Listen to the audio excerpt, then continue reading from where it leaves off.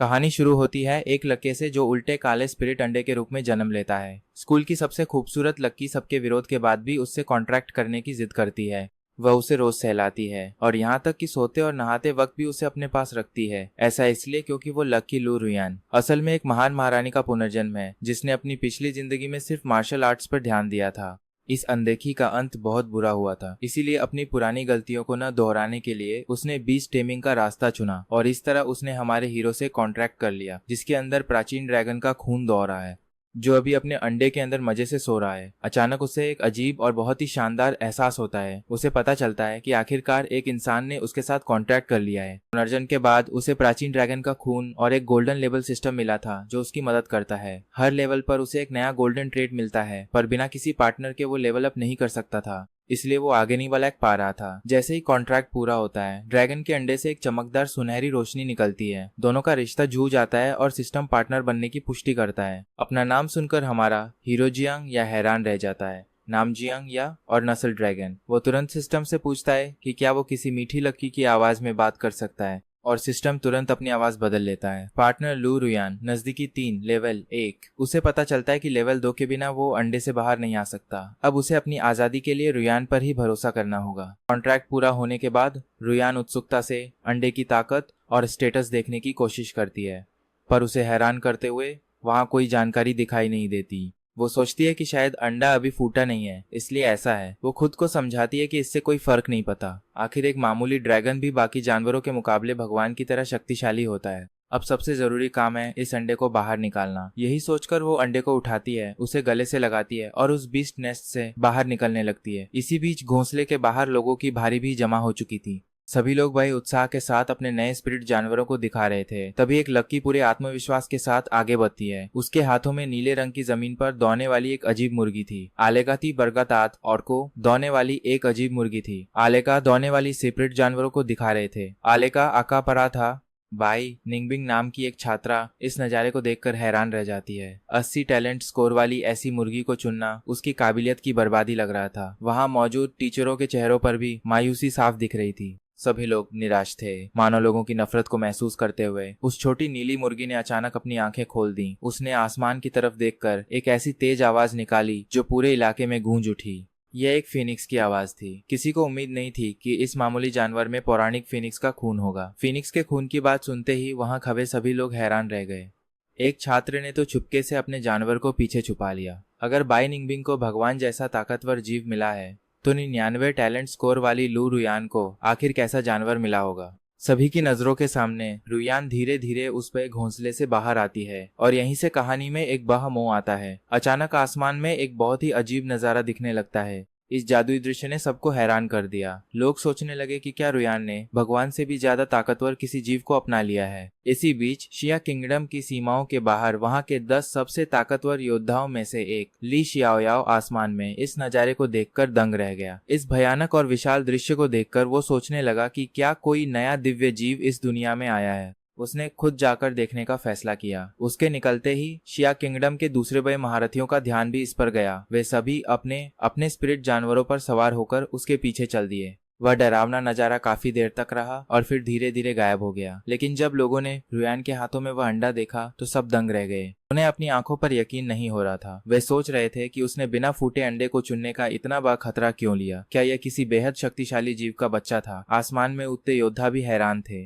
उस जादुई अंडे को देखते ही वे सब दंग रह गए। अजीब बात यह थी कि उन्हें उस अंडे से कोई भी जादुई ताकत महसूस नहीं हो रही थी और न ही वे उसकी नस्ल का पता लगा पा रहे थे। जब सब लोग उलझन में थे तभी एक छात्र अचानक चिल्लाया।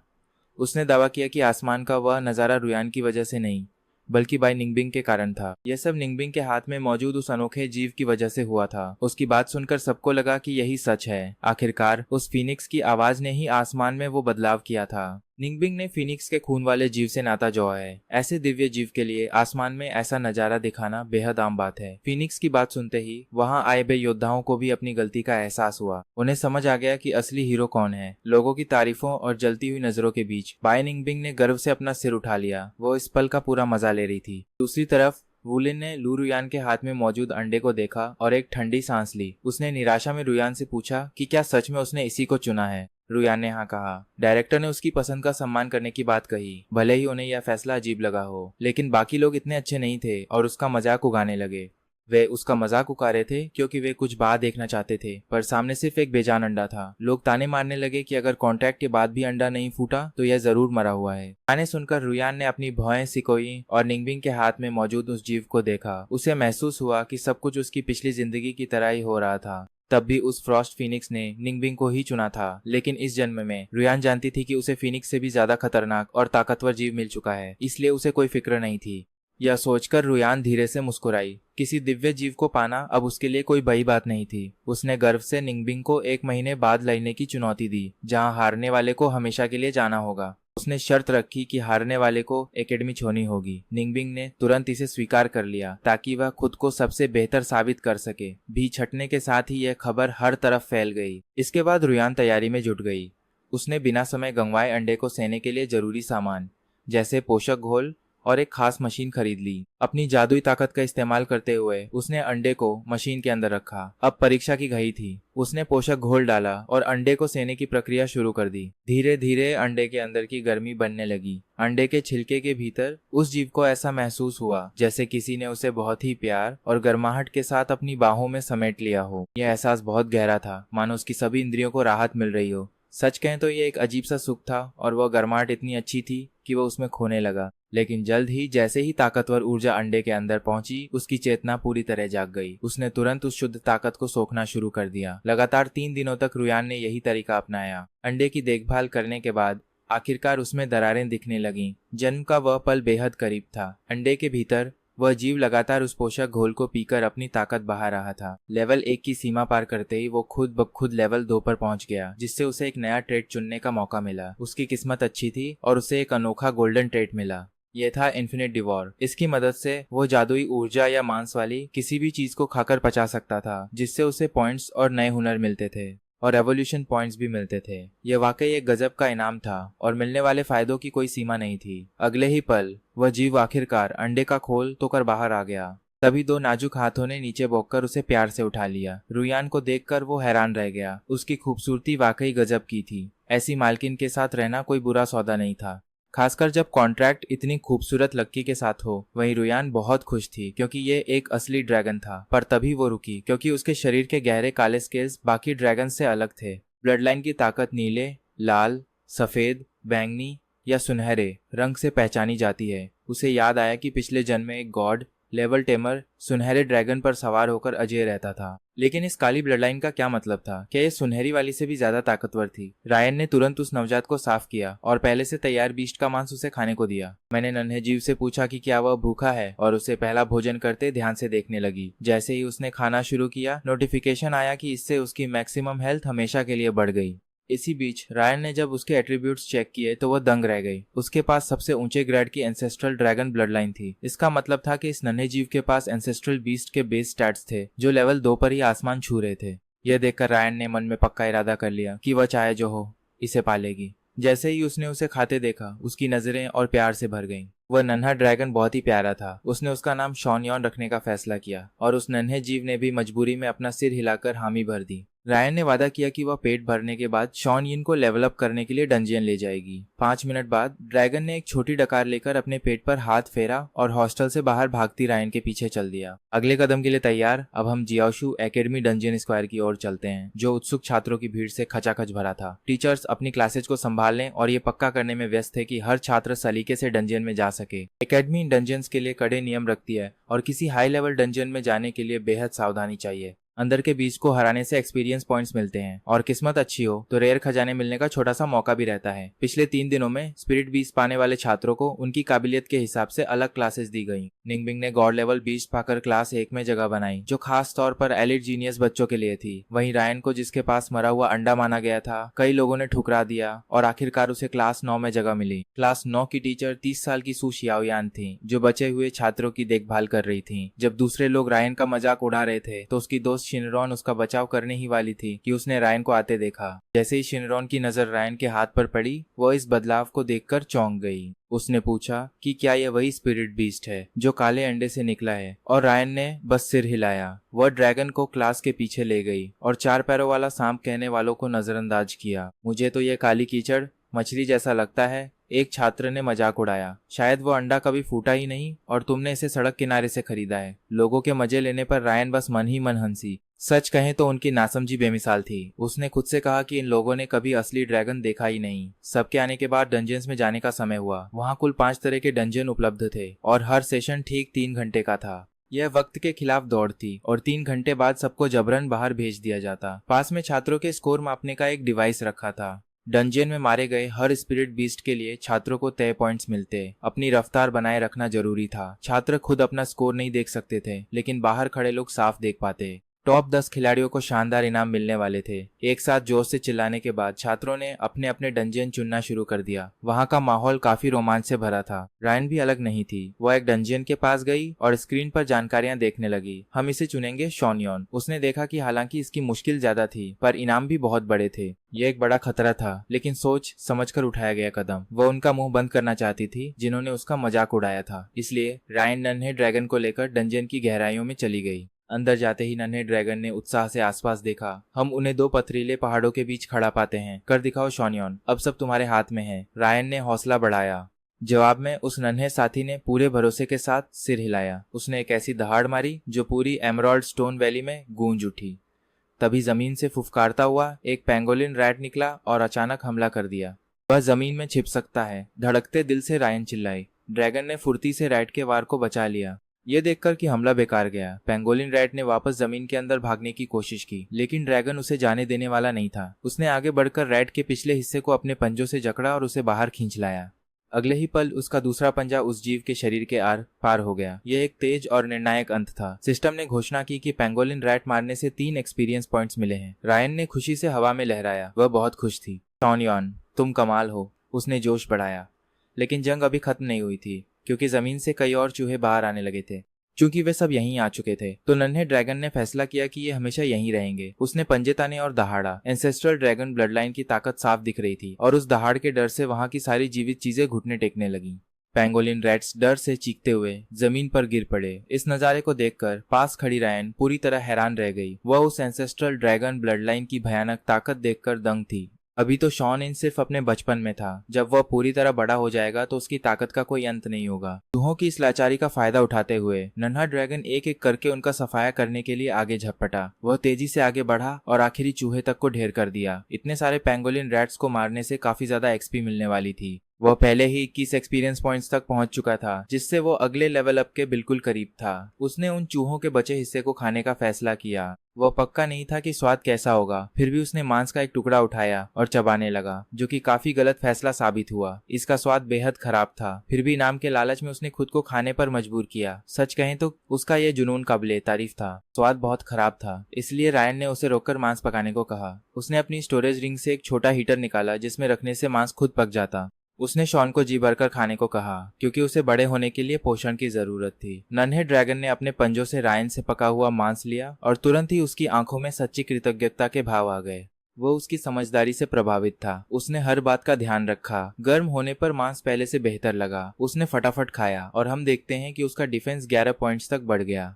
कुल मिलाकर यह एक बढ़िया भोजन साबित हुआ। तभी रायन को अचानक जमीन में एक अजीब सी हलचल महसूस हुई। वह चौंककर समझ गई कि कोई दूसरा स्पिरिट बीस्ट करीब आ रहा है। उसके बोलते ही एक विशाल पेंगोलिन रैट जमीन फाड़कर बाहर निकला। उसका साइज पहले वाले चूहों से लगभग दोगुना था और उसके पंजे भी बहुत नुकीले दिख रहे थे। रायन चिल्लाकर शॉनयॉन को सावधान करने लगी और उस जीव की पहचान पेंगोलिन रैट किंग के रूप में की। डंजियन की लिमिट 7 थी और यह ठीक 7 लेवल का था। आवाज सुन ड्रैगन ने पूरा ध्यान उस खतरे पर लगा दिया। भले ही वो खुद ड्रैगन था, पर वह जानता था कि लापरवाही महंगी पड़ सकती है। अचानक रैट किंग सीधे उसकी ओर झपटा और पंजों से हमला किया। नन्हा ड्रैगन लगातार बचता रहा और सही मौके का इंतजार करने लगा ताकि अपने पंजों से पलटवार कर सके। उसने पेंगोलिन रैट किंग की पीठ पर एक वार किया, लेकिन उसका अटैक पावर सिर्फ 7 था और किंग का डिफेंस 11, इसलिए इस वार का कोई खास असर नहीं हुआ। रायन चिल्लाई कि उसके पेट पर हमला करो। ये सुन उसने अपनी नजरें किंग के निचले हिस्से पर टिकाईं। वह आगे बढ़ा, पर ठीक उसी पल उस जीव ने खुद को समेटकर एक सख्त गेंद बना लिया। अपने कमजोर हिस्से को बचाने के लिए। वह उम्मीद से ज्यादा चालाक था। शॉन इस बेहतरीन बचाव से हैरान रह गया और उसका ध्यान भटकते ही रैट किंग ने तुरंत एक जोरदार पलटवार कर दिया। अगले ही पल हम देखते हैं कि उसकी पीठ का घाव तेजी से भरने लगा है। यह एंसेस्ट्रल ड्रैगन ब्लडलाइन की असली ताकत थी। इसकी गजब की रिकवरी पावर उसे लगभग अमर बना देती थी। ब्रायन उसकी ताकत से हैरान थी और उसने दुश्मन को फंसाने का तरीका सुझाया। उसने उसे हारने का नाटक करके पेट पर वॉर करने को कहा। शॉन यॉन ने हामी भरी और पीछे मुड़कर भागने लगा। क्लासिक डिस्ट्रैक्शन था। उसे भागते देख पेंगोलिन रैट किंग फौरन पीछे भागा, लेकिन इस बार हमारा नन्हा ड्रैगन तैयार था।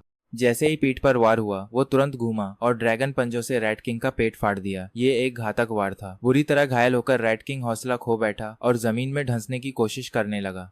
तभी रुआन चिल्लाई कि शाओ यान उसे भागने न दे। उसकी आवाज थमने से पहले ही उसने आखिरी वार से रैट किंग को ढेर कर दिया। पेंगोलिन रैट किंग मारा गया और रुआन दंग होकर तारीफ करने लगी। उसने अपने से 5 लेवल ऊंचे जीव को हरा दिया। राजा को मारने पर उसे 30 एक्सपीरियंस पॉइंट्स मिले। लिमिट पार होने पर वो सीधे लेवल 3 पर पहुंच गया। साथ ही उसे मिला एक नया ट्रेड चुनने का मौका। जब पूछा गया कि क्या वो गोल्ड टियर ट्रेड चाहता है, तो उसने बिना सोचे हाँ कह दिया। उसे एब्सोल्यूट पेनिट्रेशन नाम की स्किल मिली, जिससे हर अटैक पर 80% चांस था कि वो किसी भी डिफेंसिव स्किल या आर्मर को बाईपास कर सके। सच कहें तो ये बेहद खतरनाक फायदा था, जिससे वो सीधे शरीर पर हमला कर सकता था। उसे लगा कि इस ट्रेड से वो रैट किंग को पीठ पर हमला करके भी मार सकता था। उसी समय खुश होकर रुआन दौड़ती हुई आई और उसे अपनी बाहों में उठा लिया। उसने उसे प्यार किया और कहा कि उसने कमाल कर दिया। शाओयान ने सोचा कि एक स्पिरिट बीस्ट बनकर जीना इतना बुरा भी नहीं है, जो हालात को देखते हुए बिल्कुल सही सोचना था। रैट किंग के शरीर को ठिकाने लगाते हुए रुआन ने शाओयान को रुकने को कहा, क्योंकि वो कुछ खास बना रही थी इनाम देने के लिए। पुनर्जन्म की वजह से रुआन स्पिरिट बीस्ट के अवशेषों को संभालने में माहिर थी। वो इतनी सटीकता से काम कर रही थी कि देखना वाकई अद्भुत था। उसने फौरन पहचान लिया कि मांस का कौन सा हिस्सा काम का है और किस हिस्से की असली कीमत है। उसने देखा कि पेंगोलिन रैट किंग की पीठ की सख्त खाल बाजार में बेची जा सकती है, जबकि बाकी चीजें बेकार थीं। इसके बाद मीट तैयार करने के बाद शाओयान फिर से मजे से खाने लगा। डंगोन खुलने के बाद से अब तक 1.5 घंटा बीत चुका था। प्लाजा में लगी इलेक्ट्रॉनिक स्क्रीन पर स्कोर लगातार अपडेट हो रहे थे, लेकिन पहले नंबर वाला इंसान नहीं बदला। निंग बिंग का स्कोर देखकर टीचर्स ने संतुष्टि में सिर हिलाया। निंग बिंग पहले ही 17 पॉइंट्स पर पहुंच चुकी थी, जिससे उसने दूसरे स्थान से 10 पॉइंट्स का फासला बना लिया था। कहा जा रहा था कि निंग बिंग अब अप्रेंटिस बीस्ट टेमर बनने से बस एक कदम दूर थी। ऐसी काबिलियत को तो निखारा ही जाना था, क्योंकि रोज ऐसा पोटेंशियल देखने को नहीं मिलता। उन्हें लगा कि वो ग्रैंड मास्टर बीस्ट टेमर बन सकती है। जहां तक दूसरे टैलेंट का सवाल था, उन्होंने क्लास टीचर सु शायान से पूछने का सोचा। जैसे ही ये बात बोले गए, सबकी निगाहें तुरंत शाओ यान की तरफ घूम गई। अचानक किसी ने ध्यान दिया कि रैंकिंग बदल रही है। एक जाना माना नाम बड़ी तेजी से ऊपर आ रहा था और देखते ही देखते वो नाम दूसरे पायदान पर आ गया। ये देख सब दंग रह गए। अपनी आंखों पर भरोसा नहीं हुआ। कुछ ही देर पहले दूसरा स्थान किसी और छात्र का था, लेकिन अब लू रुआन ने अचानक 16 पॉइंट्स हासिल कर लिए थे। वे सोचने लगे कि क्या ये सच में मुमकिन है या उसने कोई चालाकी की है। टीचर्स पूरी तरह हैरान थे और कुछ समझ नहीं पा रहे थे। उन्हें शक होने लगा कि क्या वो पुनर्जन्म वाला अंडा सच में किसी एपिक टियर बीस्ट में बदल चुका था। वो ये नहीं जानते थे कि रुआन के एक पॉइंट पीछे रहने की इकलौती वजह शाओयान के लिए खाना बनाने में काफी समय लगाना था। रैट किंग को मारने के बाद रुआन और हमारा छोटा ड्रैगन जल्द ही रोलिंग स्टोन बीस्ट के एक झुंड से टकराए। उसने उसे उनके पत्थरों के हमलों से बचने को कहा। रुआन की चेतावनी सुनकर उसने पत्थरों को चकमा देकर ड्रैगन पंजों से हवा में ही उड़ा दिया। इन टुकड़ों से कोई खतरा तो नहीं था, पर ये बहुत चिढ़ाने वाले थे। वो जानता था कि इन्हें मारकर काफी ज्यादा एक्सपीरियंस मिलेगा। रोलिंग स्टोन बीस्ट के हमले उसकी खाल तक को नहीं भेज सके। उल्टा उसने अपने पंजों से एक एक करके उन्हें चकनाचूर कर दिया। मरने के बाद वे सिर्फ टूटे पत्थरों का ढेर बनकर रह गए। इससे शाओयान काफी चिढ़ गया, क्योंकि वो पत्थरों को खा तो नहीं सकता था। लेकिन तभी वे बिखरे हुए पत्थर तेजी से आपस में जूने लगे और देखते ही देखते बदल गए एक विशाल स्पिरिट बीस्ट में। रुआन ने उसे सावधान रहने को कहा और बताया कि ये एक मेगालिथ बीस्ट है, जो उन्हीं रोलिंग स्टोन बीस्ट का विकसित रूप है। ये बड़े पत्थर फेंक सकता था और इसका डिफेंस बहुत ज्यादा मजबूत था। यह सुनकर हमारे छोटे ड्रैगन में जोश आ गया। विकसित रूप? अगर वो इस बड़े बीस्ट को हरा दे तो वो लेवल 4 पर पहुंच जाएगा और अपना स्किल ट्री खोल पाएगा। इसी मकसद के साथ उसने आगे बढ़कर हमला कर दिया। उसके एब्सोल्यूट पेनिट्रेशन गोल्ड ट्रेड के आगे मेगालिथ बीस्ट का भारी भरकम डिफेंस पूरी तरह बेअसर साबित हुआ। हालांकि जैसे ही वो दोबारा वॉर करने बढ़ा, बीस्ट ने जमीन से एक भारी पत्थर उठाकर सीधे उसकी ओर फेंका। उस वक्त उसके छोटे आकार का फायदा सामने आया। वो हवा में तेजी से तैरते हुए आसानी से हमले से बच निकला। वार कितना भी खतरनाक हो, निशाने पर न लगे तो बेकार है। हमले को नाकाम होते देख मेगालिथ बीस्ट भड़क उठा और लगातार पत्थर फेंकने लगा। हालांकि शाओयान ने हर एक पत्थर को टाल दिया। तभी रुआन ने चिल्लाकर उसे सामने चमकते हुए गोले पर निशाना साधने को कहा, जो उसकी आंख थी। रुआन की बात मानकर उसने सही मौका ढूंढ लिया और पंजा सीधे मेगालिथ बीस्ट की आंख पर जड़ दिया। बीस्ट के मरते ही नोटिफिकेशन आया कि उसे नया चांस मिला है। बिना सोचे उसने नया गोल्ड ट्रेड खींचा। बधाई हो, क्योंकि उसे एंशिएंट ड्रैगन फ्लेम स्किल मिल गई थी। इससे वो मुंह से बेहद गर्म आग उगल सकता था, जिसमें बर्निंग इफेक्ट भी था। लेवल बढ़ने के साथ इस आग की ताकत और बढ़ती जाती।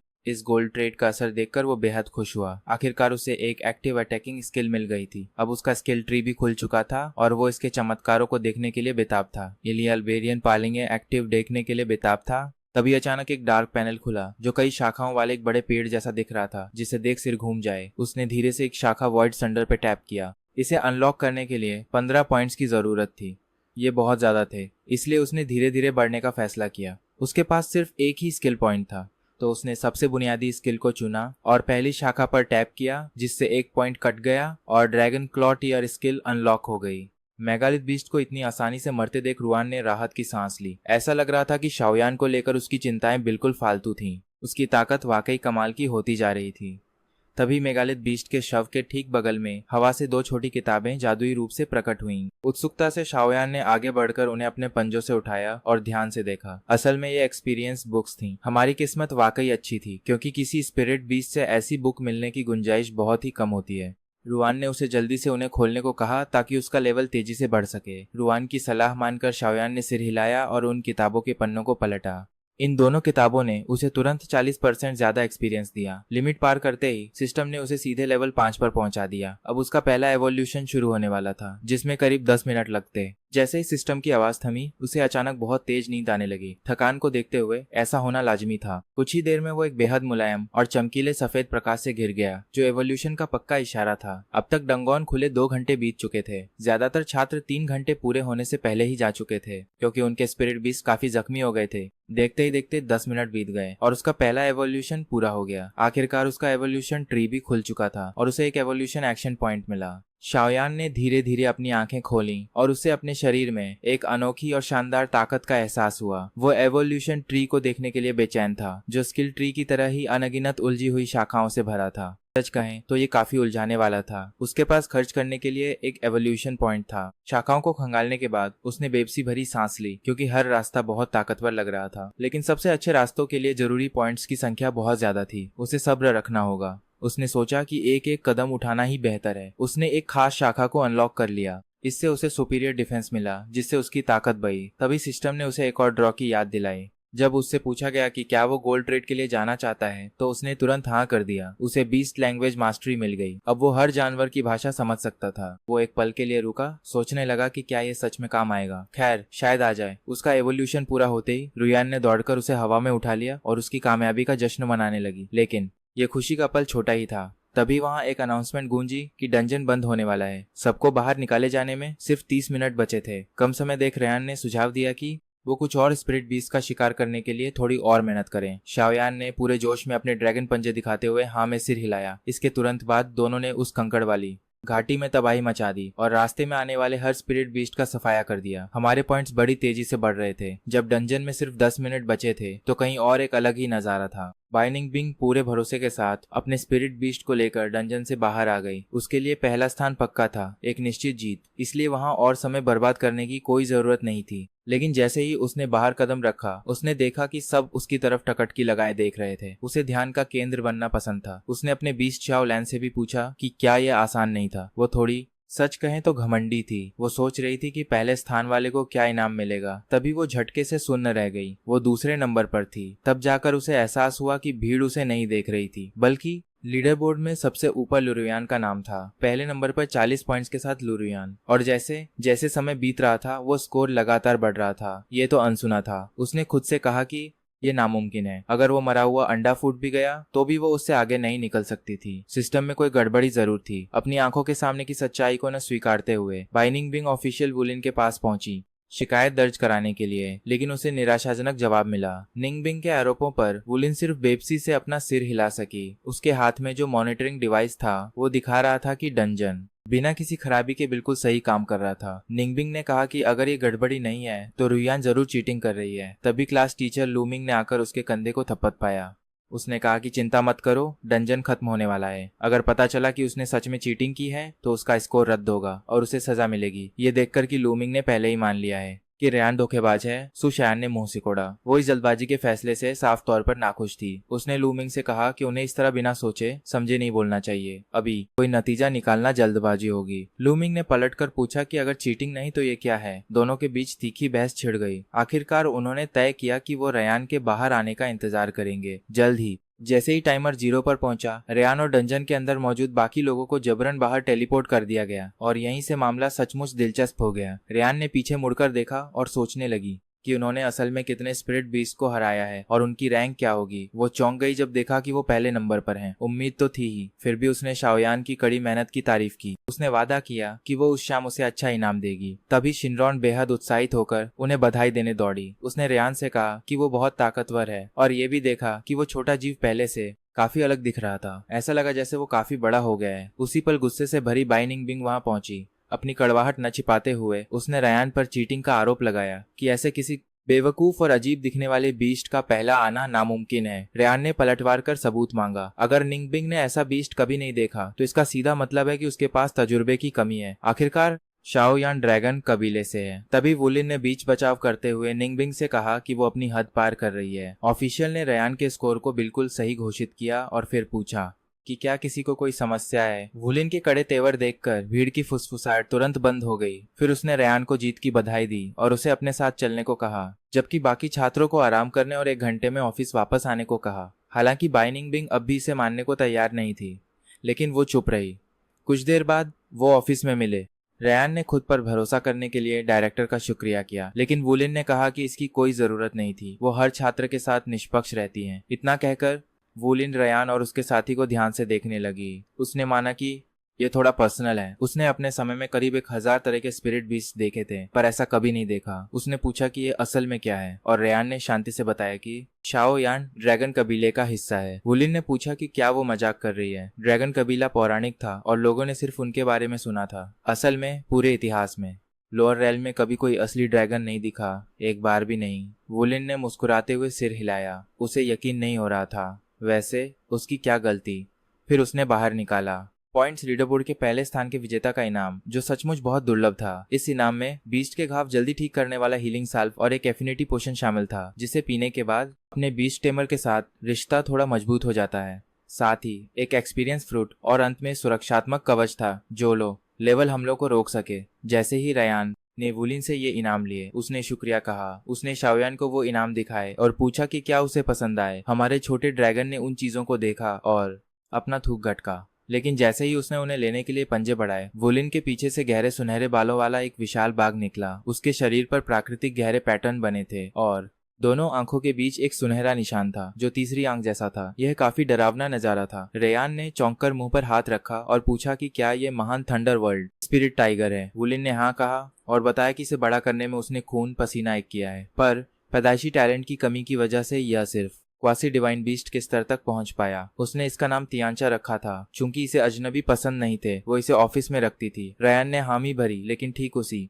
पल थंडरवर्ल्ड स्पिरिट टाइगर ने एक धीमी और डरावनी गुराहट मारी। उसकी आंखें शाओयान पर टिकी थीं। सच कहें तो छोटा ड्रैगन भी ये बर्दाश्त करने वाला नहीं था। खुद को नीचा दिखाते देख बाघ ने कदम आगे बढ़ाया और कमरे में दमघुंटू दबाव बना दिया। वुलिन ने तियांचा को रोकने की कोशिश की, पर शाओयान चिढ़ चुका था कि एक मामूली बिल्ली जैसी चीजें एक ड्रैगन को चुनौती देने की हिम्मत कर रही है। शाओयान के सिर्फ एक बार गुर्राने से ही वो घमंडी स्पिरिट टाइगर बुरी तरह डर गया और जमीन पर गिर पड़ा। अपने कॉन्ट्रैक्ट के कारण वुलिन को भी सांस लेने में तकलीफ होने लगी। रेयान ने तुरंत शाओयान को रोका और तभी उसने वो भारी दबाव वापस लिया उस महान ड्रैगन का। रेयान ने माफी मांगते हुए समझाया कि शाओयान बस थोड़ी शरारत कर रहा था। वुलिन ने अपने बढ़ते डर को दबाते हुए गहरी सांस ली और कहा कि सब ठीक है और रेयान हॉस्टल की तरफ चली गई। उनके जाने के बाद वुलिन ने अपना पसीना पोंछा और कुर्सी पर ढह गई। सोचने लगी कि आखिर क्या हुआ था, तियांचा के साथ अभी क्या हुआ था। इस बीच थंडरवर्ल्ड स्पिरिट टाइगर को फर्श से उठने के लिए अपनी पूरी ताकत लगानी पड़ी। उसकी आंखों में गहरा खौफ था। जब वे हॉस्टल की तरफ वापस जा रहे थे,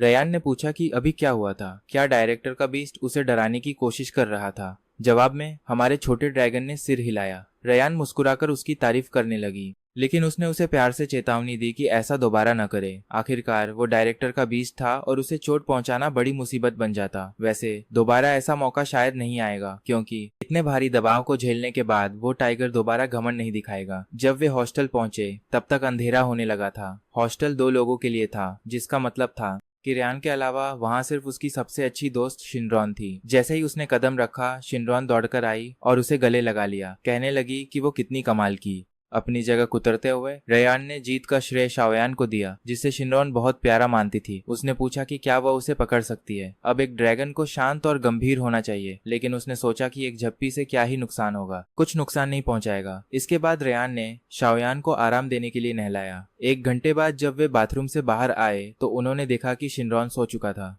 रेयान को अचानक एहसास हुआ कि वह अपने स्पिरिट बीस्ट के लिए बिस्तर खरीदना भूल गई थी। उसने शाओयान से सिर्फ 1 रात के लिए एडजस्ट करने को कहा और वादा किया कि कल उसके लिए नया घोंसला खरीदेगी। अगली सुबह रेयान और शिनरॉन जल्दी उठे और अपने अपने स्पिरिट बीस्ट के साथ क्लास की तरफ चल दिए। रास्ते में शाओयान और शिनरॉन के बीस्ट अच्छे भाई बन गए। हालांकि ईमानदारी से कहें तो यह रिश्ता कुछ अलग ही था, जैसे एक बॉस और उसके चमचे के बीच होता है। शाओयान ने सीना ठोककर उस छोटे जीव का ख्याल रखने का वादा किया जो उसे बड़े प्यार से देख रहा था। क्लास में सभी छात्रों के आने के बाद उनकी टीचर सू शियाओयान ने गला साफ किया और मेज पर एक गहरे नीले रंग का क्रिस्टल बॉल रखा। उन्होंने कहा कि हाल ही के डंजन अनुभव के बाद अब सबको अपने बीस्ट की बेहतर समझ होगी। आज का लक्ष्य ये जांचना था कि उन्हें आधिकारिक अप्रेंटिस बीस्ट टेमर बनने के लिए कितनी आध्यात्मिक शक्ति चाहिए। क्रिस्टल बॉल चमकने पर उन्होंने समझाया कि जब शक्ति का मूल्य 100 तक पहुंच जाएगा तो यह साबित होगा कि वे अप्रेंटिस बीस्ट टेमर बनने के योग्य हैं। इसके तुरंत बाद टीचर ने सबको टेस्ट के लिए लाइन में खड़ा किया और एक छात्र ने आगे बढ़कर अपना हाथ क्रिस्टल पर रखा, जिसने 37 की आध्यात्मिक शक्ति दिखाई। अपना स्कोर देखकर उस लड़के ने एक गहरी सांस ली। टीचर ने उसे हिम्मत न हारने को कहा, क्योंकि बीस्ट टेमर का रास्ता लंबा और मुश्किल होता है।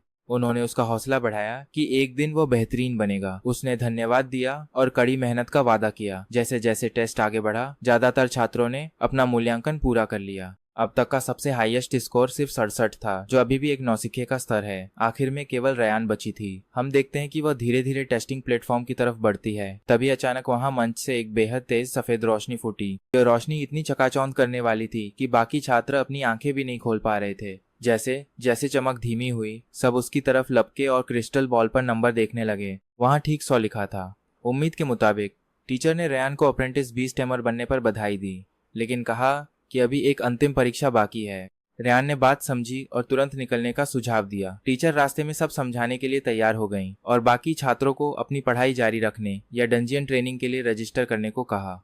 छात्रों ने बात मानी। रास्ते में सू शियाओयान ने रेयान को एक टास्क लिस्ट दी। उन्होंने समझाया कि इसमें 5 चीजें हैं। अगर रेयान एक दिन में इन्हें जुटा लेती है तो वो उसके ऑफिशियल अप्रेंटिस बैच के लिए अप्लाई करेंगी। रेयान राजी हो गई और करीब 15 मिनट बाद दोनों बिगिनिंग्स जंगल की बाहरी सीमा पर पहुंच गए। रेयान ने चारों तरफ देखा और यह जानकर हैरान रह गई कि वहां करीब 50 अन्य बीस्ट टेमर्स भी जमा थे। टीचर ने बताया कि ये दूसरी अकादमियों के छात्र थे जो उसी की तरह अपनी परीक्षा देने आए थे। उन्होंने रेयान को जंगल में कदम रखते ही बेहद सावधान रहने की चेतावनी दी और कहा कि वह केवल बाहरी हिस्से तक ही सीमित रहे और गहरे जंगल में न जाए। रेयान ने सिर हिलाकर हामी भरी और प्रवेश द्वार की ओर बढ़ने लगी। जैसे ही वह अंदर जाने वाली थी तभी उसे एक जानी पहचानी आवाज सुनाई दी। ऐसा लगता है कि वह यहाँ अकेली नहीं थी। उसने पीछे मुड़कर देखा तो आने वाली कोई और नहीं बल्कि बाई निंगबिंग थी, जिसने चिढ़ाते हुए पूछा कि क्या वह यहाँ नहीं आ सकती। हम देखते हैं कि हमारी मुख्य किरदार उस औरत को पूरी बेरुखी से देख रही है। उसकी जुबान वाकई कड़वी थी और उसका अप्रेंटिस बनना कोई हैरानी की बात नहीं थी, पर उसकी गलती यह थी कि उसने गलत इंसान से पंगा ले लिया था। सच कहें तो वो मुसीबत में थी। शाओयान अपनी महारानी रेयान को परेशान करने का बदला लेने के लिए बेताब था। बाई निंगबिंग ने ताना मारा कि क्या जियाओ शाओ एकेडमी ने 2 अप्रेंटिस तैयार किए हैं। उसने उन्हें जंगल में न मरने की चेतावनी दी। अपनी परीक्षा पूरी करने से पहले टीचर ने उसे चुपचाप अपना काम करने को कहा। जब सब इकट्ठा हो गए तो वे अपने स्पिरिट बीस्ट को लेकर बिगिनिंग्स के जंगल में चले गए। इस खतरनाक सफर की बिल्कुल सामान्य शुरुआत थी। जंगल में घुसते ही रेयान ने अपनी 5 चीजों की लिस्ट जांची, जिसमें 3 रंगों वाले हिरण का सींग और एक एलिट स्पिरिट बीस्ट का खून शामिल था। आगे लिस्ट में नाइट वोल्फ का बीस्ट बॉक्स और एक एकाग्रता का फूल था। इन्हें पाना कोई खास मुश्किल नहीं था। उसने शाओयान का हौसला बढ़ाया, जो अपनी शक्तियों को अपग्रेड करने के लिए पहले से ही बेहद बेताब था। पिछले जीवन की यादों के सहारे रेयान उसे तेजी से झाड़ियों के बीच ले गई। जल्द ही हमारी जोड़ी का सामना पहले स्पिरिट बीस्ट से हुआ। यहाँ के जीव कहीं ज्यादा आक्रामक थे उनकी तुलना में जो एकेडमी के डंजियन में थे। वे इंसानों सहित हर दिखने वाली चीज पर हमला कर रहे थे, जो कि अच्छा संकेत नहीं था। उनके सामने एक ग्रासवाइन रैबिट था जो पालतू खरगोश जैसा था, पर उसका रंग अजीब सा काई जैसा हरा था और उसके नुकीले दांत थे। इससे पहले कि रयान हमले का इशारा करती, खरगोश उनकी तरफ तेजी से झपटा। रयान ने शाओयान को आवाज दी, जिसने धीरे से गुर्राते हुए आखिरकार अपनी आग की लपटों का कहर बरसाया। आग ने खरगोश को तुरंत घेर लिया और एक ही पल में वो जलकर राख का ढेर बन गया। और तो और हैरान करने वाली बात यह थी कि लपटें लगातार फैलती गईं और आसपास की झाड़ियों और पेड़ों को आसानी से जला दिया। ये कुछ ज्यादा ही था। इतनी जबरदस्त ताकत का इस्तेमाल करना मानो एक छोटी मक्खी को मारने के लिए तोप चलाना हो। इस शिकार के लिए उसे 7 एक्सपीरियंस पॉइंट्स मिले। एक छोटे खरगोश के लिए 7 अंक बुरे नहीं थे, जिससे पता चलता है कि उसका लेवल काफी ऊपर था। अफसोस कि वह खाने लायक नहीं बचा था, जिससे रयान हैरान रह गई। उसने पूछा कि उसने आग उगलना कब सीखा और ये कितना ताकतवर था। शाओयान गर्व से भर गया। उसने अपना सिर उठाया और हवा में पंजे हिलाते हुए रयान की तरफ इशारा करने लगा, जैसे वह इस तारीफ का पूरा मजा ले रहा हो। उसे समझ आया कि उसने यह स्किल ध्यान केंद्रित करके सीखी थी। आमतौर पर लेवल अप होते समय स्पिरिट बीस्ट को नई स्किल मिलने की संभावना बहुत कम होती है। रयान खुद को शाओयान की तारीफ करने से नहीं रोक पाए, लेकिन जैसे ही वो इस खुशी में डूबी थी, अचानक एक जंगली बीस्ट ने उन पर घात लगाकर हमला कर दिया। अच्छी बात यह थी कि हमारे छोटे ड्रैगन ने समय पर उड़कर खुद को बचा लिया।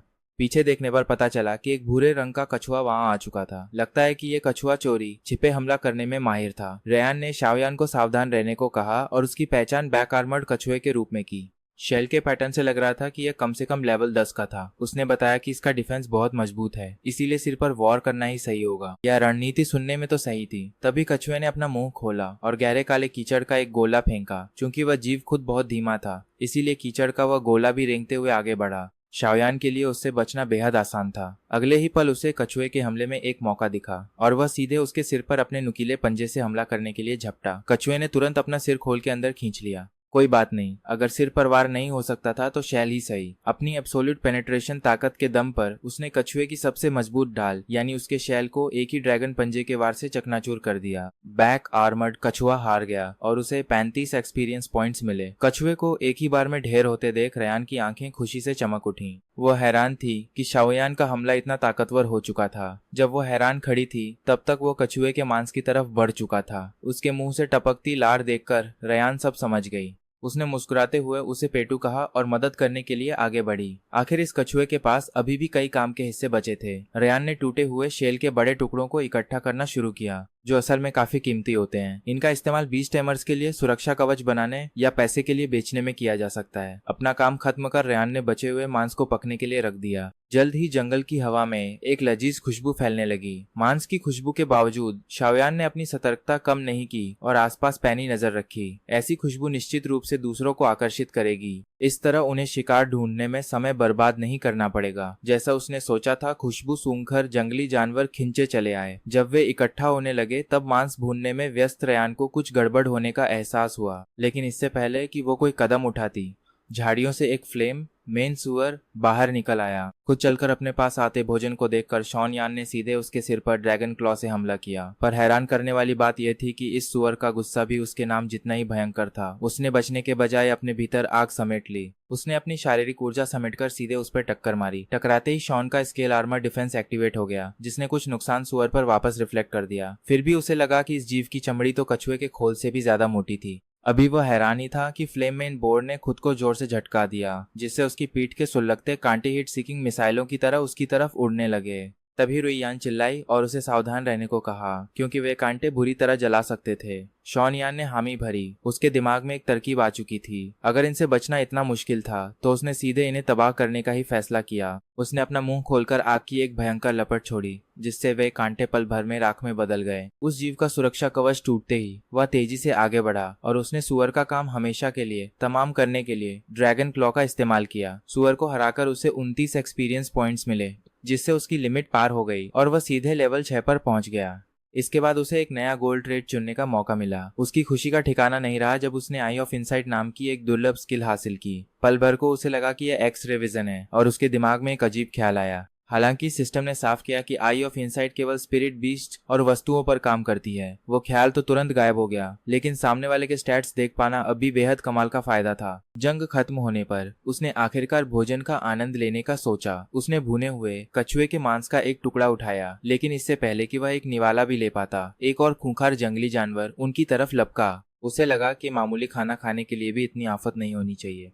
रुईयान की चेतावनी सुनकर शॉन यान ने मांस का टुकड़ा मुंह में दबाया और सुअर के शरीर तथा जंगलों की तरफ इशारा किया। वह समझ गई कि वो यहाँ सब संभाल लेगा। उसने करीब आते दुश्मनों को देखा जो उसके लिए महज एक्सपीरियंस पॉइंट्स थे और अपनी आई ऑफ इनसाइट चालू कर दी। पलक झपकते ही वो दूरी पाटकर एक जहरीले डक स्नेक के ठीक सामने जा खड़ा हुआ। उसे देखते ही सांप ने घबराकर अपनी स्किल से हमला किया, जिसे टालने की उसने फिक्र भी नहीं की। तभी नोटिफिकेशन मिला कि उसे 5 सेकंड के लिए जहर चढ़ गया है, लेकिन तब तक वह डक स्नेक दम तोड़ चुका था।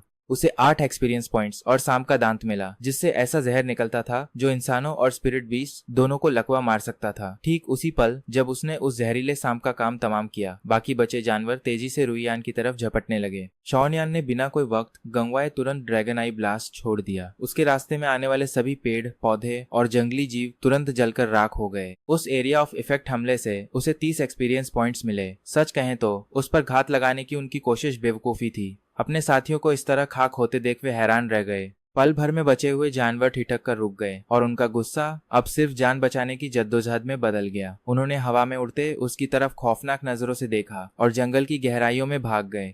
शॉन यान, खाना तैयार है, रुईयान ने नीचे से हाथ हिलाकर पुकारा। भोजन का बुलावा सुनते ही वह तुरंत नीचे आया और भुने कछुए के मांस का टुकड़ा उठा लिया। इसे खत्म करके वो आगे बढ़ा फ्लेमेंबोर के मांस की तरफ। ऐसा लगा कि उस सुअर के पास उसके लिए एक आखिरी तोहफा बचा था। सुअर ने उसे एक स्किल पॉइंट दिया, जिससे वह खुश हो गया। वह मजे से खाना चबाने लगा, इस भोजन से बेहद संतुष्ट होकर। इस बीच रुईयान सुअर के बचे हुए हिस्से को समेटने गई। चूंकि उसका लेवल औसत से ज्यादा था, इसलिए एक बीस्ट बॉक्स मिलने की उम्मीद थी, पर बदकिस्मती से इस बार किस्मत ने उनका साथ नहीं दिया और सुअर से कुछ नहीं मिला। रुईयान थोड़ी मायूस दिखी और उसने वहीं रात बिताने का सुझाव दिया। शॉन यान ने भी सिर हिलाया कि थोड़ा आराम तो बनता है। फिर उसने अपनी स्टोरेज रिंग से एक छोटा टेंट निकाला और उसे लगाने लगी। जैसे ही आसमान में शाम का धुंधलका छाने लगा, उसे डर सताने लगा कि इतने खून की गंध कहीं नाइट वॉल्फ किंग को न बुला लाए, जो एक एलीट लेवल का बेहद खतरनाक बीस्ट था। उसे इतना परेशान देख शॉन यान उड़कर उसके पास गया और अपना चेहरा उसके गाल से सटाया। वह उसे भरोसा दिलाना चाहता था कि वह सब संभाल लेगा, चाहे वॉल्फ किंग हो या उससे भी मजबूत कोई जीव, कोई फर्क नहीं पड़ता था। अगर उसने सामने आने की हिमाकत की तो वो उसे जिंदा वापस नहीं जाने देगा। उसकी नजर में दुश्मन कमजोर हो या ताकतवर, सब अलग अलग स्वाद के एक्सपीरियंस पॉइंट्स ही थे। तभी पेड़ों के बीच से एक तीखी गूंजती गुर्राहट गूंजी। रुईयान ने आगाह किया कि नाइट वॉल्फ किंग अपने झुंड के साथ आ चुका है। ये राजा बाकी भेड़ियों से काफी बड़ा है और इसके माथे पर आधा चांद बना है। अगर वे इसे मार गिराएं तो बाकी सब भाग जाएंगे। वह रणनीति समझ गया था, यानी सबसे पहले मुखिया का काम तमाम करना। और तभी ठीक वक्त पर अंधेरे से नाइट वोल्फ बाहर निकल आया। वह राजा धीरे धीरे घने जंगल से बाहर आया और उसके पीछे करीब 20 नाइट वोल्फ्स आ धमके। शॉन यान अपने दुश्मन को भांपने लगा। उसने फौरन आई ऑफ इनसाइट से नाइट वोल्फ किंग को स्कैन किया और पाया कि वह बीस्ट लेवल 15 पर पहुंच चुका है। उसने खुद से कहा कि ऐसे दुश्मन को हराने पर यकीनन बहुत बड़ा इनाम मिलेगा। इसी सोच के साथ वो झुंड की तरफ बढ़ा, जबकि रुईयान ने अपनी हिफाजत के लिए स्टोरेज रिंग से एक एनर्जी शील्ड निकालकर अपने आगे तान ली। शील्ड तुरंत एक्टिवेट होकर उसके चारों तरफ फैल गई। उसी पल वोल्फ किंग ने दहाड़ लगाई और कई भैये शॉन यान पर टूट पड़े। सच कहें तो वे खुद उसके जाल में फंसने आ रहे थे। उसने सीधे करीब आते एक नाइट वोल्फ की तरफ झपट्टा मारा। वह भेड़िया काफी फुर्तीला था और उस पर झपट रहा था, लेकिन उसने तुरंत चकमा देकर उसके पीछे से उसकी पीठ पर जोरदार पंजा मारा और उसे ढेर कर दिया और 8 एक्सपीरियंस पॉइंट्स हासिल किए। इस चेले को ठिकाने लगाने के बाद उसने अपना ध्यान बदला। वह वोल्फ किंग की तरफ उड़ा और उसे जमीन पर गिराने की कोशिश कर रहे भेड़ियों पर घने धुएं और आग की बौछार कर दी। उसकी इस ताकत को देखकर बाकी भेड़ियों के हौसले पस्त हो गए और वे खुद ब खुद पीछे हटने लगे। केवल राजा ही वहां डटा रहा और उसने दबी आवाज में खतरनाक तरीके से गुर्राना शुरू कर दिया। कुछ ही पलों के बाद वह वोल्फ किंग हवा में ऊपर उछला। उसने अपने नुकीले पंजे उठाए और सीधे उसकी तरफ झपट्टा मारा। खतरे को भांपते हुए शॉन यान तुरंत बाईं तरफ हटा, लेकिन हैरानी की बात थी कि हमला फिर भी उसे छू गया। हमले का यारा उम्मीद से ज्यादा बड़ा था और उसे समझ आ गया कि उसे संभल कर रहना होगा। अच्छी बात यह थी कि उसके प्राचीन ड्रैगन खून में कमाल की हीलिंग पावर थी, जिससे घाव कुछ ही सेकंड में भर गया। अचानक वोल्फ किंग उसके पीछे आ खड़ा हुआ और हमला करने के लिए उछला। रुईयान जोर से चिल्लाई कि वह सावधान रहे। उसने तुरंत घूमकर अपनी एक स्किल एक्टिवेट की और ड्रैगन क्लॉ का वॉर किया, डारिंग क्लॉ का वॉर किया। इस बार राजा का दायां पंजा काली ऊर्जा से चमक रहा था। ऐसा लग रहा था कि वह जीव भी अपनी ही किसी स्किल का इस्तेमाल कर रहा है। ड्रैगन और भेड़िए के पंजे आपस में टकराए और रात के अंधेरे में चिंगारियां बिखरने लगीं। एक पल के लिए दोनों की ताकत बराबरी की लग रही थी। ताकत की यह भयंकर टक्कर कुछ सेकंड तक चलती रही। आखिरकार शॉन यान का पलड़ा भारी पड़ा और उसने नाइट वोल्फ किंग को हवा में उछाल दिया। और वह एक विशाल पेड़ से जा टकराया। शॉन यान भी कुछ कदम पीछे हटा और उसे मामूली चोटें आईं। हालांकि वे जल्दी ठीक होने वाली थीं। लेकिन तभी नाइट वुल्फ के माथे पर बना चांद चमकने लगा और उससे एक अजीब रोशनी निकलने लगी। हैरानी की बात यह थी कि उसके घाव तेजी से भरने लगे। शॉन यान ने ऊपर चांद को देखा और समझ गया कि यह कोई इत्तेफाक नहीं है, बल्कि मून ब्लेसिंग स्किल थी। रुयान चिल्लाई कि वह चांद की ऊर्जा सोख रहा है और उसे ठीक होने का मौका मत दो। उसकी चेतावनी सुनते ही शॉन यान ने अपने मुंह में ताकत जुटाई और एक बड़ा ड्रैगन फायर का हमला कर दिया। सबको लगा कि वोल्फ किंग इससे बचेगा, लेकिन उसने बेरहमी से अपने आसपास के चेलों को बुलाकर ढाल की तरह आगे खड़ा कर दिया। इस मिले हुए समय की वजह से वोल्फ किंग की हेल्थ फिर से पूरी 100 पॉइंट्स पर पहुंच गई। यह सचमुच एक क्रूर चाल थी, जिसकी कीमत उसके साथियों को अपनी जान देकर चुकानी पड़ी, जो आग में जलकर राख हो गए। लेकिन वह राजा अभी थमा नहीं था। उसने फिर से आसमान की तरफ मुंह करके चिल्लाना शुरू किया ताकि और भी भेड़ियों को मैदान में बुला सके। शॉन यान सीधे उस जीव के ऊपर उड़ा और उसने आग का एक और गोला दाग दिया। राजा फुर्ती से उछलकर बच निकला, लेकिन यह शॉन यान की चाल का ही हिस्सा था। उसे पता था कि उसकी ड्रैगन फायर गिरने के बाद भी जलती रहती है, और वे लपटें बुझी नहीं, बल्कि उन्होंने जमीन पर आग की एक दीवार बना दी जिसमें वह बीस्ट फंस गया। रास्ता बंद होने की वजह से अब वोल्फ किंग के पास भागने के लिए कोई जगह नहीं बची थी। ये एक बेहतरीन जाल था। शॉन यान बिजली की तेजी से राजा के पीछे पहुंचा और अपनी पूरी ड्रैगन ताकत समेटकर उसने उसकी पीठ पर जोरदार हमला किया। वुल्फ किंग के सिर पर वॉर करते ही उसकी सुनहरी ताकत का घातक असर हुआ। हमले ने बीस्ट के डिफेंस को पूरी तरह भेद कर नाइट वुल्फ किंग को तुरंत मार गिराया और शॉन को यिन को 69 एक्सपीरियंस पॉइंट्स मिले। अपनी लिमिट पर पहुंचते ही वो खुद ब खुद लेवल 7 पर आ गया और उसे नया ट्रेड ड्रा करने का मौका मिला। उसने बिना वक्त गंवाए ड्रा चुना और हम उसे एक ताकतवर सुनहरे ट्रेड पोटेंशियल डेप्रिवेशन को सामने लाते देखते हैं। शाओयिन इस नई ताकत से थोड़ा हैरान था। अब वो सिर्फ दुश्मन को छूकर उसकी कोई भी रैंडम स्किल छीन सकता था और इसमें 10% चांस था कि दुश्मन वो स्किल हमेशा के लिए खो देगा। किसी भी योद्धा के लिए यह बेहद खतरनाक खूबी थी, जो दुश्मनों के साथ और मजबूत होती थी। इसी बीच वुल्फ किंग का दर्दनाक अंत देखकर बचा हुआ झुंड सहम गया। शाओयिन सोचने लगा कि क्या रुयान वुल्फ किंग का कुचला हुआ सिर देख पाएगी, इसलिए उसने तुरंत पीछे मुड़कर देखा। जमीन पर खून और राजा की लाश देखकर रुयान ने बस अपना मुंह बिचकाया, जैसे वहां बड़ी गंदी बदबू आ रही हो। वो उम्मीद से ज्यादा मजबूत निकली। ऐसा लगा कि उसने होने वाली महारानी के इरादों को कम करके आंका था। अपना मकसद याद कर रुयान बीस्ट बॉक्स ढूंढने लगी जो राजा ने गिराया था। जब पक्का हो गया कि इलाका सुरक्षित है, वो प्रोटेक्शन सर्कल से बाहर आई और जंग की लूट तलाशने लगी। शाओयिन ने खाना खाने से पहले बॉक्स ढूंढने में उसकी मदद करने का फैसला किया। किस्मत से उनकी मेहनत रंग लाई। लंबी घास के बीच उन्हें एक चमकती हुई लाल चीज दिखाई दी जो बिल्कुल पत्थर जैसी थी। रुयान उसे पाकर बेहद खुश हुई। उसने वुल्फ किंग के दांत भी इकट्ठे कर लिए और खून का सैंपल भी ले लिया, जिससे उसके 3 क्वेस्ट टास्क एक बार में ही पूरे हो गए। शाओयिन की मदद से रुयान ने वुल्फ किंग से हर कीमती चीज निकाल ली, जिसमें उसका फर भी शामिल था और दांत भी थे।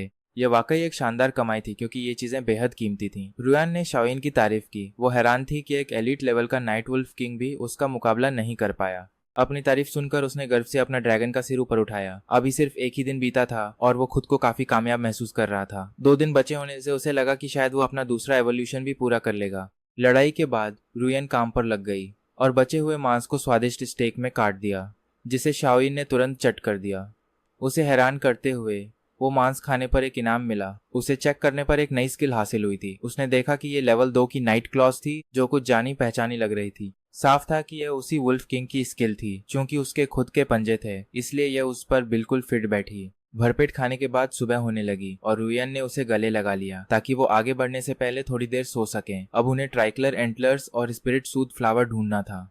यह फुल स्पिरिट बीस्ट की भावनाओं को शांत रखता है और आम है, लेकिन ट्राइकलर एंटलर्स मिलना बहुत मुश्किल और कीमती है, क्योंकि 3 रंगों वाले हिरण सीधे जानवर होते हैं जिनका खतरनाक शिकारी जानवर शिकार करते हैं। हमारी इस जोड़ी ने घंटों जंगल के किनारों को छाना और आखिरकार उन्हें निशान दिखे, एक तालाब के पास उसी ट्राइकलर हिरण के। रुयान ने दबी आवाज में शाओयिन से बिल्कुल शांत रहने को कहा। उसने सिर हिलाया और अपनी रफ्तार बेहद धीमी कर ली। दोनों दबे पांव उस हिरण की तरफ बढ़े जो शांति से पानी पी रहा था। जैसे ही शाओयिन मौके का फायदा उठाकर हमला करने ही वाला था, दूसरी तरफ से कुछ अचानक सामने आ गया। तभी रोशनी की एक चमक ने शाओयिन का ध्यान खींचा। उसने अपना ड्रैगन का पंजा पानी के पार इशारा करने के लिए उठाया और उसके पीछे पीछे रुयान ने भी उधर देखा। तालाब के पार रुयान को लंबी घास में घात लगाकर बैठे कुछ लोग दिखे। वो टियनलोंग एकेडमी के लग रहे थे और जाहिर तौर पर उनका निशाना भी वही 3 रंगों वाला हिरण था। उनमें से झाओतोंग नाम के एक स्टूडेंट ने फुसफुसाते हुए कहा कि अब आगे बढ़ने का वक्त है, जबकि उसके साथी ने रुयान को देखकर सोचा कि क्या वो जक्शे एकेडमी से है। उस साथी ने ताना मारते हुए कहा कि ज्यूशाओ के सभी लोग बेकार हैं और उन्हें नजरअंदाज कर देना चाहिए। इसके साथ ही जोतोंग ने इशारा करके अपना प्लान शुरू किया। उसने अपने बीच फ्लेम टाइगर को हमले का हुक्म दिया, जिसने एक जोरदार दहाड़ लगाई और ट्राइकलर हिरण की तरफ झपटा, जिसने तुरंत आने वाले खतरे को भांप लिया। हिरण खुद को बचाने के लिए बाईं तरफ की झाड़ियों की ओर भागा, लेकिन वो ये नहीं जानता था कि वहाँ दूसरा स्टूडेंट सॉन्ग हंचाई पहले से ही इंतजार कर रहा था। उसने अपने काले रंग के सोनिक बैट बीस्ट को आजाद कर दिया। जैसे ही वो हवा में उड़ा, उसने अपना मुंह खोलकर साउंड वेव्स की बौछार कर दी। ट्राइकलर हिरण पर सीधे हमला हुआ। हालांकि उसे कोई बाहरी चोट नहीं आई, पर उसका संतुलन बिगड़ गया और वो लड़खड़ाते हुए जमीन पर गिर पड़ा। हिरण को बेहोश देखकर सॉन्ग हंचाई अपनी कामयाबी पर बेहद खुश हुआ और जो टोंग को अपना इनाम लेने के लिए पास बुलाया। रुयान ने धीरे से कहा कि अब हमें कदम बढ़ाना चाहिए। यह बिल्कुल शिकारी और शिकार की उस पुरानी कहानी जैसा था, जिसमें पीछे कोई तीसरा शिकारी खड़ा होता है। शाओयिन ने सिर हिलाकर हामी भरी और उन दोनों की तरफ लपका। उसने सोचा कि अगर उन्हें खुद को बड़ा शिकारी साबित करना है तो ताकत भी वैसी ही होनी चाहिए। जैसे ही वो नजदीक आया, फ्लेम टाइगर और सोनिक बैट ने उसे डराने की कोशिश की। उनके इस घमंड को देखकर शाओयिन मुस्कुराया और उसने तुरंत अपनी आई ऑफ इनसाइट एक्टिवेट कर ली। उसका सारा डेटा सामने आ गया। फ्लेम क्लॉ वाला एक फ्लेम टाइगर और सोनिक अटैक करने वाला एक सोनिक बैट, सब कुछ सामान्य ही था। शाओयिन को लगा कि इन दोनों से मुकाबला करना वक्त की बर्बादी है। वो धीरे से हवा में ऊपर उठा और फिर उसने अपनी अंदरूनी ताकत को बाहर की तरफ छोड़ा। पलक झपकते ही एक बेहद ताकतवर दबाव बना और फ्लेम टाइगर जमीन पर गिर गया। उसके पैर लाचार होकर मिट्टी से चिपक गए। यहाँ तक कि सोनिक बैट भी नहीं बच पाया। हवा में होने के बावजूद वो शाओयिन के भारी दबाव के कारण सीधे जमीन पर आ गिरा। अपने स्पिरिट बीस्ट को एक ही पल में घुटने टेकते देखकर जोतोंग और उसका साथी पूरी तरह सन्न रह गए। उन्हें समझ ही नहीं आ रहा था कि क्या हो रहा है। अपने बीस्ट की बुरी हालत देखकर उन दोनों छात्रों को सांस लेने में भी तकलीफ होने लगी। उनके शरीर उस भारी ओरा से जम से गए थे। जैसे ही रुयान ने ट्राइकलर एंटलर्स हासिल कर लिए, उसने काम पूरा होने का इशारा किया। तभी शाओयिन ने धीरे से अपना भारी दबाव वापस लिया और उसके पास लौट आया। आधा दिन बचा होने के कारण रुयान आगे बढ़ी और उन्होंने अपनी तलाश जारी रखी। वो अपनी लिस्ट की आखिरी चीजें ढूंढ रहे थे। आखिरकार घनी झाड़ियों के पास घास के एक मैदान में उन्हें फोकस फ्लावर मिल गया, जिसका मतलब था कि उनका मिशन पूरा हो चुका था। 2 दिन पहले ही बीत चुके थे और रुया ने तय किया कि बचा हुआ वक्त वो अपने छोटे शाओयिन का लेवल बढ़ाने और उसके लिए स्वादिष्ट खाना खोजने में लगाएगी। उसने प्यार से उसका सिर थपथपाया और वो भी मान गया। लेकिन उनका यह शांति भरा पल अचानक दूर से आई किसी जानवर की भयानक दहाड़ से टूट गया। यह काफी अजीब था, क्योंकि एक एलिट लेवल के बीच में भी इतनी डरावनी और जोरदार दहाड़ मारने की ताकत नहीं होनी चाहिए थी जैसी आवाज हो। रुयान ने शाओयिन की तरफ मुड़कर उसकी राय पूछी कि क्या उन्हें वहां जाकर देखना चाहिए, चूंकि उनका मुख्य मिशन पूरा हो चुका था। अगर वो नहीं जाना चाहता तो वो यहीं रहकर कुछ मॉन्स्टर्स का शिकार कर सकती थी, ताकि वो लेवल बढ़ा सके और कुछ मीट खाकर वापस लौटे। लेकिन जैसे ही शाओयिन ने आवाज की दिशा में देखा, उसे अपने खून के अंदर एक अजीब सी हलचल महसूस हुई। उसे लगा कि शायद उसकी अपनी नस्ल का कोई आसपास ही है। इसी उत्सुकता के साथ उसने रुयान को आगे बढ़ने के लिए हामी भरी। उसने दूर की तरफ इशारा किया और रुयान जाने के लिए तैयार हो गई। हालांकि उसने आगाह किया कि इतनी तेज आवाज बाकी छात्रों को भी यहाँ खींच लाएगी। शाओयिन ने समझदारी में सिर हिलाया और फिर दोनों सावधानी से उस शोर की तरफ बढ़ने लगे। जैसे जैसे वो आगे बढ़े, पेड़ और घने होते गए और आम दर्जे के बीस्ट भी गायब होने लगे, जिससे साफ था कि वो किसी खतरनाक इलाके में घुस रहे थे। वो जितना गहरा जाते गए, हवा उतनी ही ठंडी होती गई, जब तक कि वे बर्फ के एक असली जंगल के बीच खड़े नहीं हो गए। शाओयिन ने हैरान होकर चारों तरफ देखा। वो दंग था कि इस शुरुआती जंगल में ऐसी जगह भी है, जबकि रुयान ने उसे सावधान रहने को कहा। तभी एक बाज की तेज चीख ने उनका ध्यान खींचा और उन्हें वहां 2 बाज एक फ्रॉस्ट फ्लड ड्रैगन के साथ भयंकर लड़ाई लड़ते दिखे। पास ही खड़े तियानलोंग एकेडमी के शिन लेशान ने अपने साथी से फुसफुसाते हुए कहा कि गुफा के अंदर फ्रॉस्ट फ्लड ड्रैगन के अंडे मौजूद हैं। उसके भारी भरकम युवा साथी ने ताना मारते हुए कहा कि कुछ अंडों की कीमत ज्यादा नहीं हो सकती, जिससे शिन लेशान चिढ़ गया। शिन लेशान ने उसे एक हल्का सा थप्पड़ रसीद किया और समझाया कि वो अंडे 10 लाख में बिक सकते हैं। कीमत सुनकर उस मोटे स्टूडेंट की आंखें लालच से बड़ी हो गईं। उन्होंने बीस्ट के थकने का इंतजार करने का फैसला किया ताकि वो चुपके से गुफा में जा सके। वो इस बात से बेखबर थे कि रुयान और शाओयिन उन पर नजर रख रहे थे। शाओयिन की उत्सुक नजरों को भांपते हुए रुयान ने प्यार से समझाया कि फ्रॉस्ट फ्लड ड्रैगन असल में सांप या अजगर जैसी प्रजाति के स्पिरिट बीस्ट का एक हाई लेवल एवोल्यूशन है, और जहां तक उन 2 पक्षियों की बात है, वे गेल हॉक्स थे। ये ऐसे विकसित स्पिरिट बीस्ट हैं जिन्हें फ्रॉस्ट फ्लड ड्रैगन का कुदरती दुश्मन माना जाता है। रुयान की बात सुनकर शाओयिन आखिरकार समझ गया कि वे बाज ये स्पिरिट बीस्ट्स इतने जाने पहचाने लग रहे थे मानो उनमें ड्रैगन ब्लड लाइन का कोई अंश हो। लेकिन तभी हमारा ध्यान पास की एक गुफा पर जाता है, जहां उसे कुछ बेहद कमजोर ऑरा महसूस होती हैं, जो अंधेरे में टिमटिमा रही थी। ये समझकर कि वहां शायद एक से ज्यादा फ्रॉस्ट फ्लड ड्रैगन है, उसने तुरंत गुफा की तरफ इशारा किया और अपने पंजों से रयान को संकेत दिया। चतुर रयान तुरंत उसकी बात समझ गई और उसने पूछा कि क्या उसे लगता है कि अंदर नन्हे फ्रॉस्ट फ्लड ड्रैगन्स का पूरा घोंसला छिपा है। शाओ युन ने उत्सुकता से सिर हिलाया। उसका ये उत्साह देख रयान अपनी मुस्कान नहीं रोक पाई कि कैसे उसके छोटे साथी के बोता राती गाए बारे किया लेगिन बारे जैगिन पारेट बारे बारे हवो खरीनो बारे गो नेकिंग कराइने लेगिन पॉले डाइगन्स जॉबले करे नेकले की और बारे गो। विचार बिल्कुल साफ झलक रहे थे। उसने उसे फिक्र न करने को कहा और बाकी अकादमियों के कदम देखने का सुझाव दिया। सही समय पर मदद के लिए तैयार।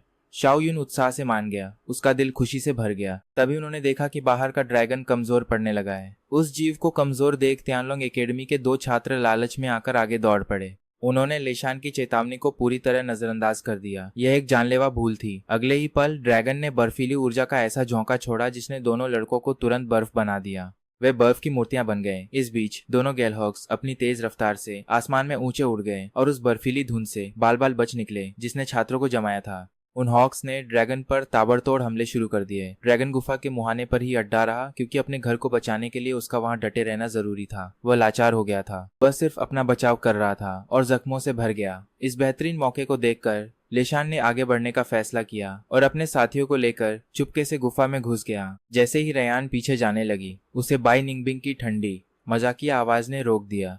उसे यह सब बकवास लग रहा था। उसने उन्हें अपनी मौत बुलाने वाले बेवकूफ करार दिया। उसने रयान से पूछा कि क्या उसे मरने की जल्दी है और वह अगले महीने की बाजी हारना चाहती है। रयान ने बहस में वक्त नहीं गंवाया, बस एक बेपरवाह नजर डाली और चल दी। वह शाओ युन को चुपचाप गुफा के अंदर ले गई। वहां हमें एक और ड्रैगन दिखा जो 6 अंडों को लपेटे हुए था, जो इस घोंसले का असली खजाना थे। लेशान और उसके साथी दूसरे ड्रैगन को देखकर दंग रह गए। पल भर के लिए उनका हौसला डगमगाया। वे हैरान थे, पर यह डर जल्द ही एक क्रूर खुशी में बदल गया जब उन्होंने देखा कि वह ड्रैगन पहले से ही बुरी तरह जख्मी था।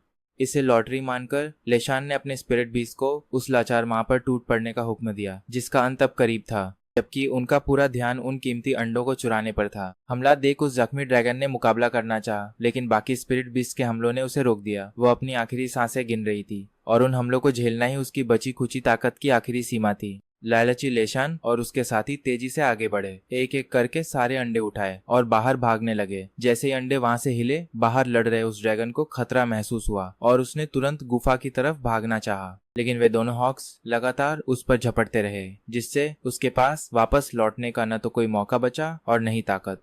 अपने घोंसले में गुफा के अंदर रयान ने लेशान का रास्ता रोका। उन्हें चोर बुलाकर वहीं रुकने को कहा। जो टोंग ने जैसे ही रयान को देखा उसका मुंह बन गया। ये फिर आ गई। उधर लेशान का चेहरा गुस्से से लाल हो गया। उसने रयान को अपने काम से काम रखने और भागने को कहा। वे बेखबर थे कि पीछे शाओ युन दम तोड़ते ड्रैगन के पास पहुंच गया है। उसे देखकर शाओ युन को लगा कि उसे बचाने का एक ही रास्ता है, क्योंकि वो उसका पूर्वज जो था। तभी ड्रैगन को कुछ महसूस हुआ और उसने सिर उठाया। उसकी नीली आंखें सीधे उस पर टिक गईं। उस नन्हे ड्रैगन पर टिक गईं। हमला करने के बजाय उसने एक दर्द भरी चीख मारी और बेदम होकर जमीन पर गिर पड़ी। उसकी ताकत खत्म हो चुकी थी। शाओ युन ने अपना पंजा चबाया और अपने खून की एक बूंद उस मरते हुए ड्रैगन के जिस्म पर टपका दी। खून तुरंत समा गया और अगले ही पल एक चमत्कार हुआ। उसके सारे घाव भरने लगे, वो भी बहुत तेजी से।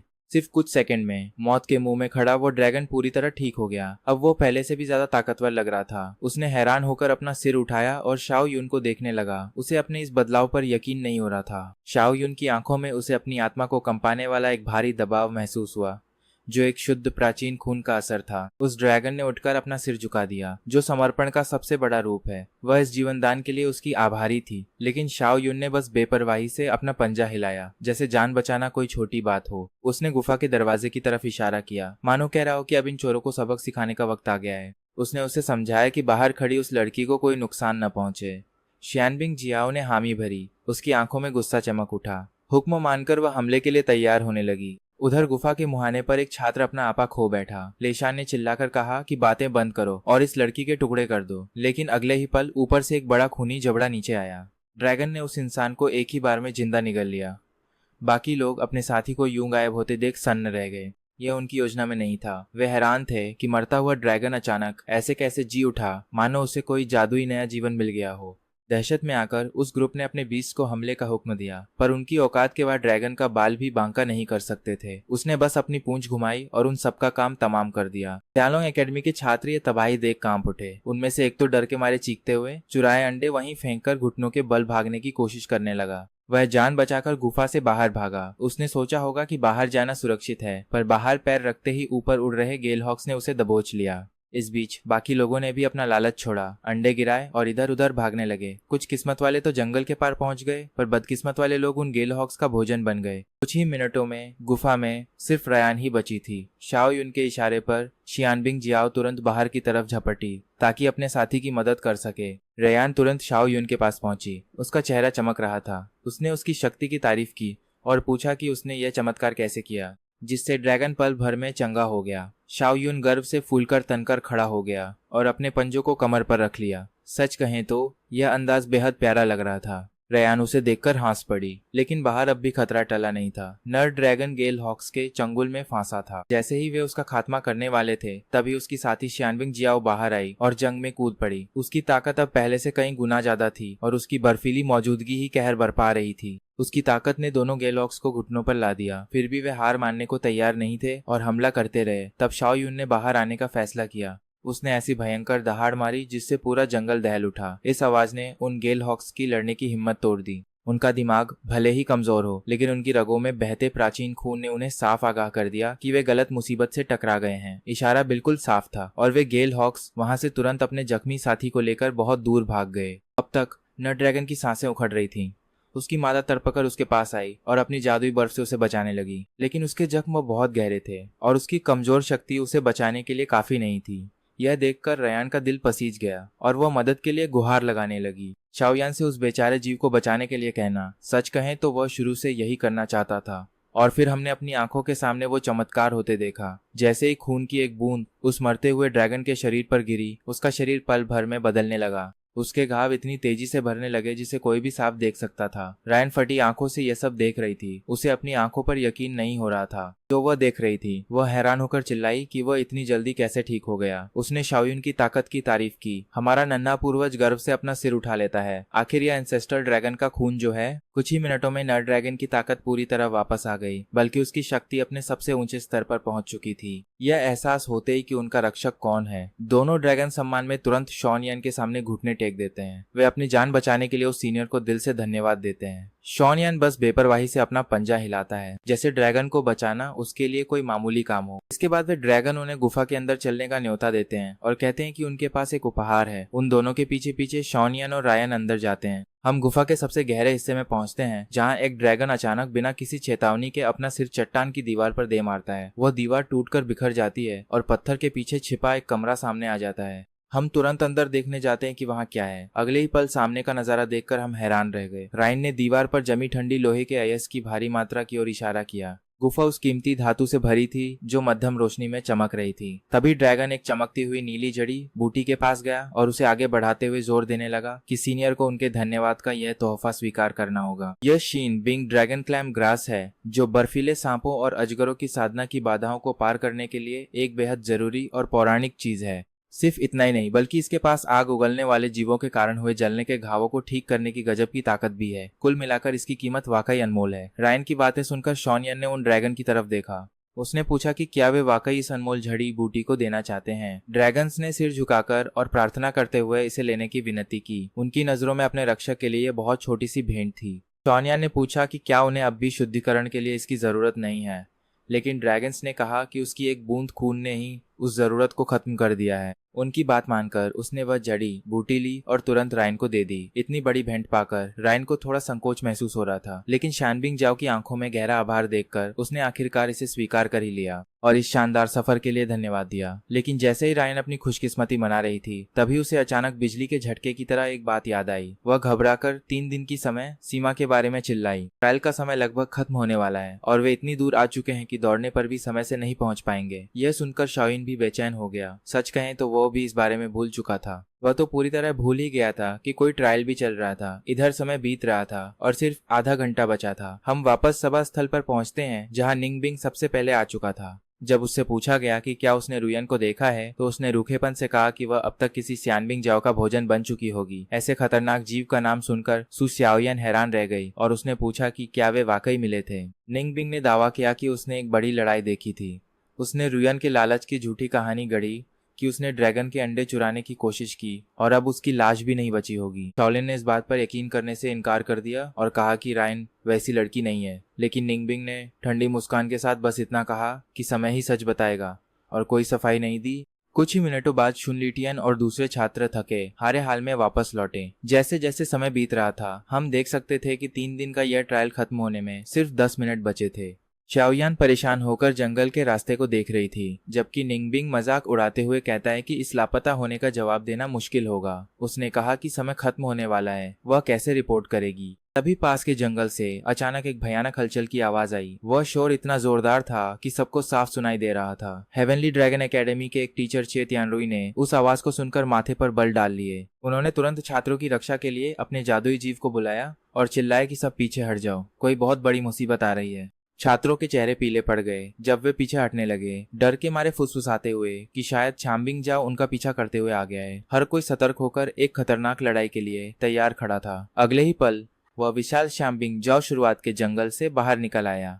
वह वाकई वही ड्रैगन था। छात्र सोचने लगे कि क्या कुछ अंडे चुराने की कीमत इतनी बड़ी मुसीबत मोल लेना थी। अपने टीचर की तरफ देखते हुए छात्र चिल्लाए कि इसी ड्रैगन ने उनके सहपाठी को मारा होगा। जबकि चीत यानरुई शांत रहे, पर शैनबिंग जाओ को देखते हुए उनके चेहरे पर तनाव था। उन्होंने छात्रों से कहा कि वे उसे रोकेंगे ताकि छात्रों को भागने का मौका मिल सके।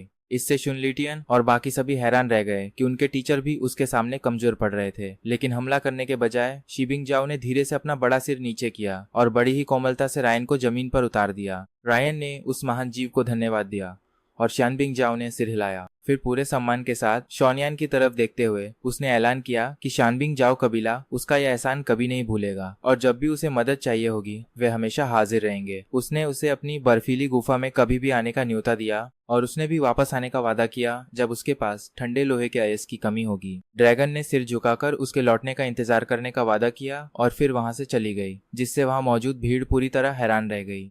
यह एक ऐसा नजारा था जिसकी किसी ने उम्मीद नहीं की थी। इस सन्नाटे में रायन ने शॉनयान को उठाकर सू शाओयान से पूछा कि क्या वे समय पर आ गए हैं। शाओयान को सदमे से बाहर आने में थोड़ा वक्त लगा, क्योंकि उसका दिमाग अभी भी उसी नज़ारे में खोया था। समय देखने के बाद उसने सिर हिलाया और बताया कि अभी भी 3 मिनट बाकी हैं, जिसे सुनकर रायन ने राहत की सांस ली। रायन ने काम की लिस्ट के हिसाब से सारी चीजें निकालना शुरू किया और टीचर से उन्हें देखने को कहा। हालांकि शायोन ने मुस्कुराते हुए कहा कि कोई जल्दी नहीं है और वे रास्ते में सब चेक कर सकते हैं। वह उस लड़की की काबिलियत से बहुत प्रभावित थी। मन ही मन वह हैरान हो रही थी कि रायन ने आखिरकार ऐसा कौन सा तरीका अपनाया जिससे शानबिंग जाओ जैसा खूंखार जीव भी इतना आज्ञाकारी बन गया। रायन को सही सलामत वापस देखकर निंगबिंग को अच्छा नहीं लगा।